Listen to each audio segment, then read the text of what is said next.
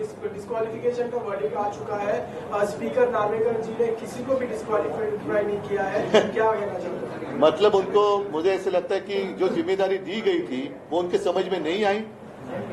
मामला सीधा था, डिस्क्वालिफिकेशन का था, और इसलिए हम सुप्रीम कोर्ट में गए थे और सुप्रीम कोर्ट ने एक फ्रेमवर्क दिया था क्या होना चाहिए, कैसे होना चाहिए। और सुप्रीम कोर्ट ने हमारा व्हिप सुनील प्रभु और गुट का नेता अजय चौधरी, उसको उनकी जो हमने नियुक्ति की थी वो मान्य की थी।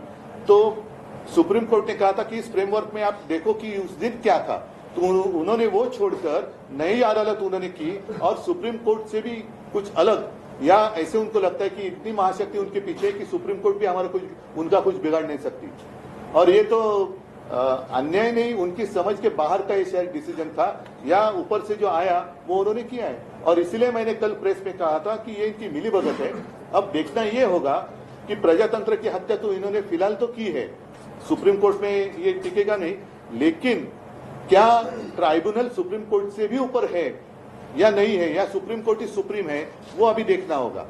देश में प्रजातंत्र रहेगा कि नहीं रहेगा। मैंने कई बार कहा है, जब हमारी दसरा रैली थी उस वक्त भी मैंने कहा था हमारे बारे में चलो 20 साल के बाद दे दो फैसला, हमें मंजूर है, लेकिन इस देश में डेमोक्रेसी रहेगी कि नहीं रहेगी। तो इन्होंने, इनका मानना ऐसे कि नहीं रहनी चाहिए। लेकिन अब दूसरा सवाल आया है कि सुप्रीम कोर्ट भी रहेगा कि नहीं रहेगा, या ऐसे ट्राइब्यूनल उसके ऊपर रहेंगे।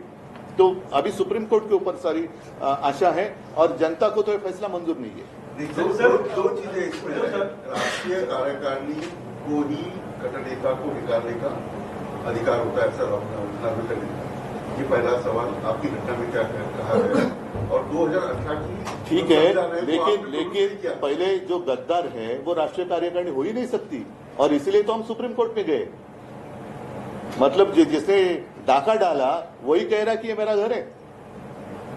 सर आगे की 2018 की घटना आपने, आगे की लड़ाई क्या सिर्फ कानूनी हुई है और भी कुछ कैसे लड़ेंगे? नहीं, देखो, इनका जो प्रयास है वो सिर्फ समय निकालना है, समय निकालना है। और मैंने जैसे पहले कहा कि एक तो पक्षांतर, जो पक्षांतर होता है, पक्ष बदली करने का कानून है, उसको अधिक मजबूत करना चाहिए था। इन्होंने तो खुलेआम राजमार्ग बना दिया, क्योंकि इनको खुद तो अनुभव है और शायद उनका आगे का रास्ता साफ कर रहे हैं। आगे भी कुछ और पक्ष में जाना चाहते होंगे शायद।